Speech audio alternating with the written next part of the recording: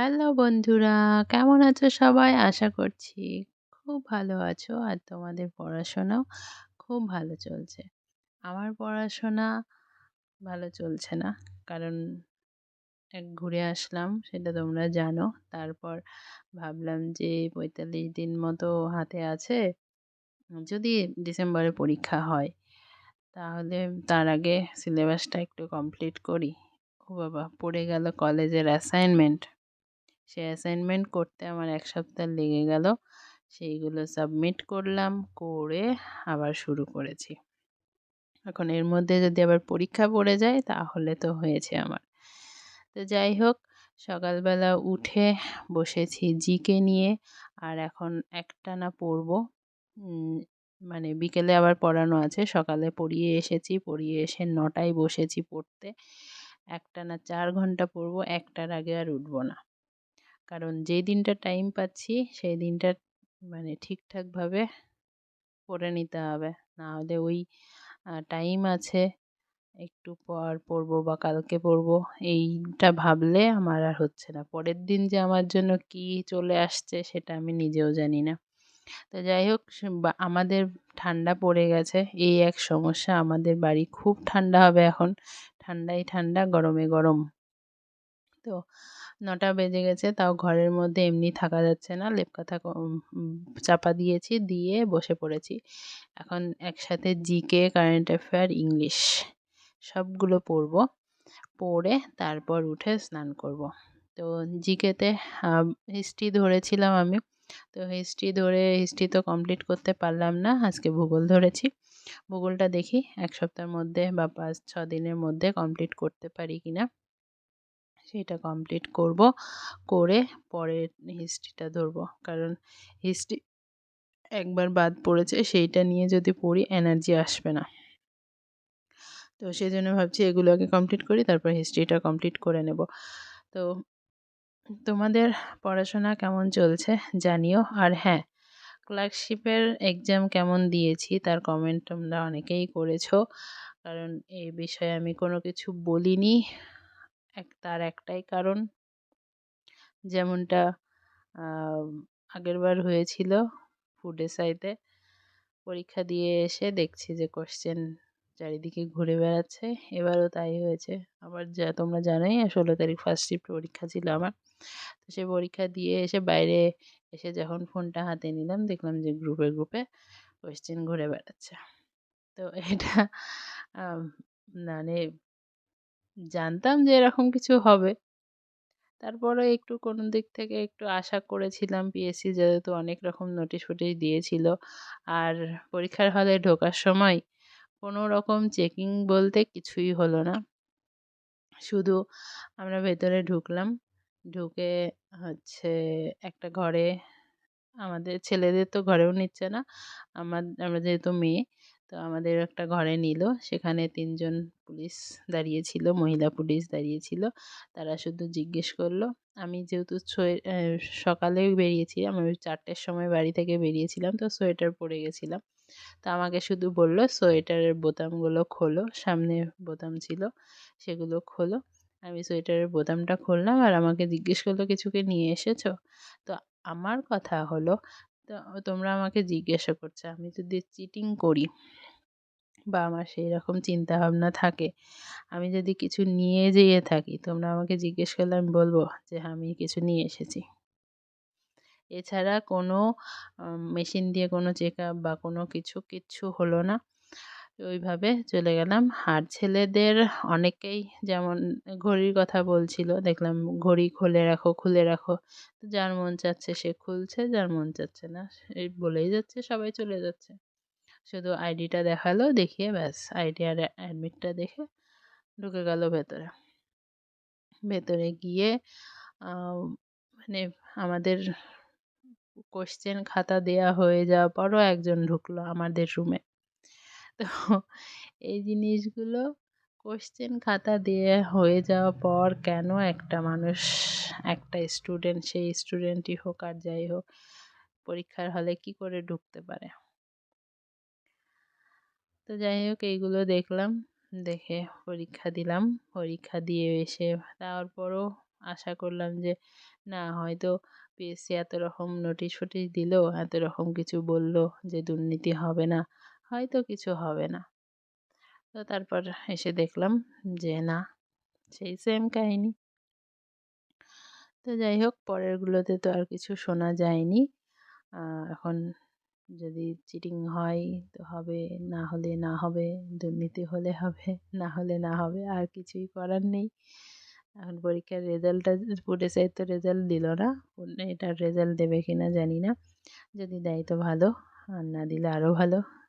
তো আমাদের যেটা মেন টার্গেট কেপিডব্লিউবি, সেটা নিয়েই আমাদের এগিয়ে যেতে হবে, আর সেটা নিয়েই এগিয়ে যাব। আর অন্য কিছু নিয়ে আশা রাখি না। আর এই হচ্ছে ব্যাপার। তো যাই হোক, মোটামুটি পড়াশোনা আবার শুরু করছি। এর মধ্যে আমাদের একজন আবার রিলেটিভ মারা গেছে, আমার বাড়ির সামনেই তার বাড়ি। তো সেইগুলো নিয়েও একটু ব্যস্ততা ছিল। সেখানে তাদের কাজ, তো বাড়ির সামনে যেহেতু একটু থাকেই ব্যস্ততা। তো সব কিছু মিটিয়ে শুরু করছি আবার পড়াশোনা। আর কি বলবো, ক্লার্কশিপের ব্যাপারে তো বললাম। এরপর সামনে কেপিডব্লিউবিপিটা জানি না কবে হবে। আমাকে একজন আন্দোলন নিয়েও ভিডিও বানাতে বলেছে, আমি আন্দোলন নিয়ে ভিডিও বানাইনি, কারণ আমার ইচ্ছে নেই আন্দোলন নিয়ে ভিডিও বানানোর। এটা সত্যি কথা যেটা বললাম, কারণ আমি জানি যে পরীক্ষা আমরা আন্দোলন করি আর না করি, পরীক্ষা বিআরবি যখন মনে করবে তখনই নেবে, তাছাড়া নেবে না। যতই বলি, যতই করি, যতই মারামারি করি, কাটাকাটি করি, ওদের যখন মন যাবে তখনই নেবে, তাছাড়া নেবে না। তো যাই হোক, স্নান করে খাওয়া দাওয়া করে ছাদে আসলাম, কারণ ঘরে খুব ঠান্ডা লাগছিল। ছাদে একটু রোদে বসলাম, রোদও তেমন নেই। তো যে বইটা দেখালাম, এই বইটা অনেক দিন আমি পড়ি না, তো ভাবলাম এই বইটা একটু পড়ি আজকে। পিআইকিউগুলো পড়ি। পিআইকিউগুলো অলরেডি আমার আগে একবার পড়া ছিল, তো ভাবলাম বসে বসে মার্ক করি, দেখি কতটা কি মনে আছে। তো মোটামুটি দেখলাম যে ভালোই মনে আছে, তো সেগুলো পড়লাম। পড়ে টড়ে তারপরে বিকেলে আছে আবার আমার পড়ানো, তা সেই রাত পর্যন্ত। তোমরা তো জানোই আমার রুটিন। এখন পড়বো, পড়ে টড়ে তারপরে আবার ম্যাথটা শুরু করতে হবে, মাঠ শুরু করতে হবে, অনেক কাজ, অনেক কাজ। তো তোমরা মাঠ কি শুরু করেছো? ঠান্ডা পড়ে গেছে, এখন মাঠ করতে খুব সুবিধা। তোমরা কি মাঠ শুরু করেছো? যদি না করে থাকো, যাদের প্রবলেম নেই, মানে যারা মনে করো যে না আমি 10 দিন 15 দিন প্র্যাকটিস করলেই হয়ে যাবে, অসুবিধা নেই, কিন্তু যারা আমার মতো মাঠকে মানে আবার প্রথম থেকে শুরু করতে, আমি তো সেই বর্ষার আগে থেকে বাদ দিয়েছি, মানে সেই জুন মাস থেকে বাদ দিয়েছি মাঠ যাওয়া। তো June, July, August, September, October, November, 6 মাস, 6 মাস হয়ে গেল মাঠে যাই না। তো আমার মতো যারা আবার এখন মাঠে গেলে আবার নতুন করে সব কিছু শুরু করতে হবে, তো তারা মাঠ শুরু করে দাও। তো রাতে যে টেলিগ্রামে আমাদের ক্লাসটা হয়, গ্রুপ স্টাডিটা হয়, তো সেটাতে ভেবেছি কিছুদিন আমি অ্যাটেন্ড করব না। হ্যাঁ, এমনি ওটা চলবে, ক্লাসটা চলবে, কিন্তু কিছুদিন আমি অ্যাটেন্ড করব না, কারণ ক্লাসটা কমপ্লিট করতে প্রায় 12:30 1টাও বেজে যায় কোনো কোনো দিন। তো অত রাতে ঘুমিয়ে আবার সকালবেলা ওঠা পসিবল না, আমার পক্ষে তো পসিবল না। আর আমি যত ঘুম পাগল মানুষ, আমার পক্ষে তো কোনোভাবেই পসিবল না। তো সেজন্য ভেবেছি ওটা স্টার্ট করে দেব, দিয়ে তারপরে আমি বেরিয়ে আসব, সবাই করবে। তো যারা ভাবছো যে না হবে না হয়তো আর মানে ভালো হবে না, তারা এটা ভেবো না। ক্লাস যেমন কন্টিনিউ হতো তেমনই হবে, গ্রুপ স্টাডি যেমন হতো তেমনই হবে, সাবজেক্ট ওয়াইজ হবে, হচ্ছেও। তো সেজন্য বলছি, যারা অ্যাটেন্ড করতে চাও অবশ্যই অ্যাক্টিভ যারা থাকবে তারাই গ্রুপটাতে জয়েন করো। অ্যাক্টিভ যদি না থাকো তাহলে কোনো দরকার নেই জয়েন করার। আমার কোয়ান্টিটির দরকার নেই, কোয়ালিটির দরকার।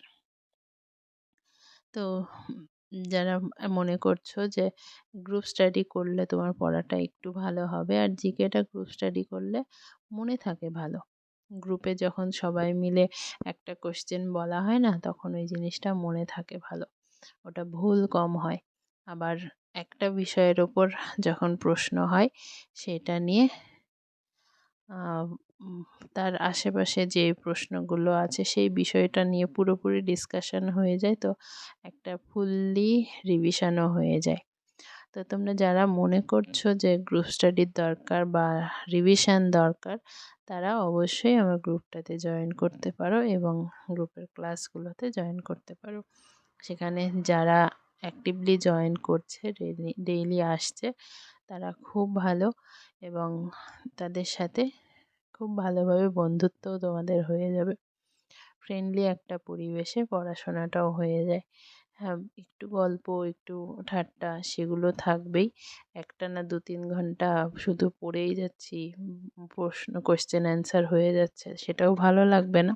যেমন লাইভ ভিডিওগুলোতে হয়, একটু কথা থাকে, একটু গল্প থাকে, একটু আশেপাশের কথা থাকে, প্রিপারেশন নিয়ে কথা থাকে, সেগুলোও হবে, সাথে উম, পড়াশোনাও হবে। তো সেজন্য যারা মনে করছো অবশ্যই অ্যাক্টিভ থাকতে, যদি থাকতে পারো তবেই জয়েন করো, না হলে কোনো দরকার নেই। তো এই আর যার তেমন কিছু বলবো না, অনেক কিছু বললাম। তো তোমরা পরবর্তী নেক্সট তোমাদের কি টার্গেট? আমার টার্গেট তো আমি বলে দিলাম, কেপিডাব্লিউবিটি, সেটাই আমার মেন টার্গেট। তো তোমাদের নেক্সট টার্গেট কি আছে আমাকে কমেন্ট করে জানিও, তাহলে আমি তোমাদের সেভাবে গাইড করার, বা যদি মনে করো আমি তোমাদের গাইড করার মতো যোগ্যতা রাখি, তাহলে কোনো কিছু জানার থাকলে, কোনো কিছু শোনার থাকলে আমাকে কমেন্ট করে জানিও, আমি তোমাদের বলে দেব। যতটা আমি জানি অবশ্যই বলে দেব। তো চলো, আজকের মতো টাটা। ভালো থেকো, সুস্থ থেকো আর খুব ভালোভাবে পড়াশোনা চালিয়ে যাও।